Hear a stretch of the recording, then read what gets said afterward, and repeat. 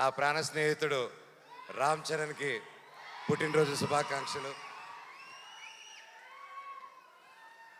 మామూలుగా ప్రతి ఇయర్ జరుగుతూ ఉంటుంది అండ్ తెలుస్తూ ఉంటూ చూస్తూ ఉంటాము ఎంత గొప్పగా ఉంటుందో అండ్ కన్నుల పండగగా ఉంటుంది మీరు చేసే ప్రతి ఈవెంట్స్.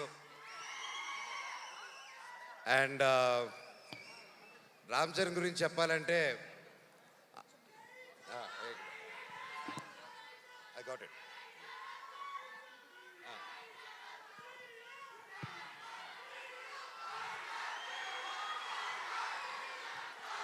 సో రామ్ చరణ్ గురించి చెప్పాలంటే చిన్నప్పుడు మేము చెన్నైలో ఉన్నప్పుడు అందరూ కలిసి మా ఇళ్ళన్నీ పక్కపక్కన ఉండేది. అండ్ చాలా కళ్ళు పండగగా ఉండేది, ఎందుకంటే అంతా వీధులన్నీ 2-3 వీధులు దూరమే ఉండేది అందరికీ. అండ్ చిన్నప్పటి నుంచి ఒక గుణం రామ్ చరణ్కి ఏంటంటే అతనికి ఎదురొచ్చిన మనిషి ఎవరైనా కష్టాల్లో ఉంటే సహాయం చేసే గుణం. అది నిజంగా ఈ రోజుల్లో ఎవరికి ఉండదు.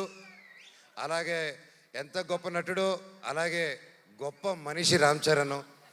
నన్ను పిలవగానే ఈరోజు ఇక్కడ రావడం కూడా కారణం అదే. ఒక స్నేహితుడుగా అది నా బాధ్యత నేను మాట్లాడడం రామ్ చరణ్ గారి గురించి. ఎంతోమందికి ఈ కాలంలో చాలా విలువైనది ఏంటంటే అండి స్నేహం.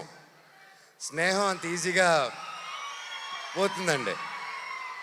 మనిషి ఎదిగే కొద్దీ కొత్త కొత్త ఫ్రెండ్స్ కొత్త కొత్త వాళ్ళని పరిచయాలు చేసుకొని పాత వాళ్ళని మర్చిపోయి వెళ్తూ ఉంటారు. సో అలాంటి కాలంలో రామ్ చరణ్ అనే వ్యక్తి అతని చిన్ననాటి స్నేహితుల దగ్గర నుంచి ఎవరెవరితో టచ్లో ఉన్నారో ఈ రోజు వరకు కూడా ప్రతి ఒక్కరితో టచ్లో ఉంటూ ఆ గొప్ప గుణం చాటిస్తూ ఉంటారు ప్రతిసారి. ఒకసారి నా సందర్భంలో రామ్ చరణ్ గారికి ఒకసారి నేను యుఎస్లో ఉన్నాను. దుబాయ్లో వచ్చేసి ఒక ఫ్యామిలీకి కష్టం వచ్చింది. ఒక చిన్న ఆడపిల్ల, మన తెలుగు ఆడపిల్ల దుబాయ్లో కష్టపడుతూ ఉంటే వాళ్ళు ఇమిగ్రేషన్ ప్రాబ్లం వచ్చి సిగ్నేచర్లు పెట్టి చేసుకొని పాస్పోర్ట్లు తీసుకొని కుటుంబాన్ని అంతా లాక్ చేశారు. నేను 2018 నేను యుఎస్లో ఉన్నప్పుడు ఫోన్లు వచ్చాయి, నేను చేస్తున్నాను అండ్ నాకు బాగా టైట్ ఇబ్బందుల్లో ఉన్నాను. ఆ ఫ్యామిలీకి డబ్బు అవసరం వచ్చింది.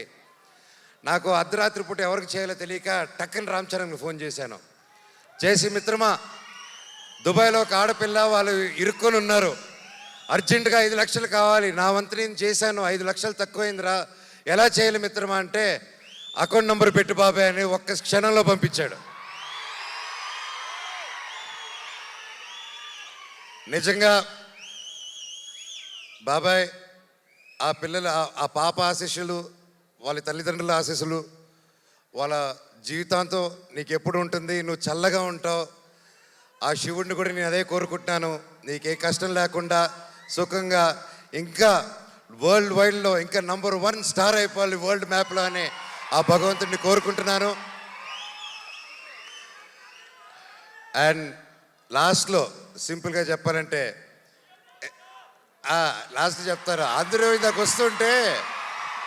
వస్తుంటే ఒకటి అడిగారు, అవును నాకు అర్థం కాదు, మీరు ఎలా ఇన్ని సంవత్సరాల ఫ్రెండ్స్, మీరు మాత్రం మీ నాన్నలు ఇద్దరు మాత్రం కొట్టుకుంటూ ఉంటారు, కలిసిపోతూ ఉంటారు, మీ ఇద్దరికి ఎలాగనేసి నేను ఆయనకి ఏం చెప్పానంటే, అన్న భార్యాభర్తలు మా ఫైట్ మధ్యలో వెళ్ళినోడిని ఏమంటారో తెలుసా అన్న నన్ను.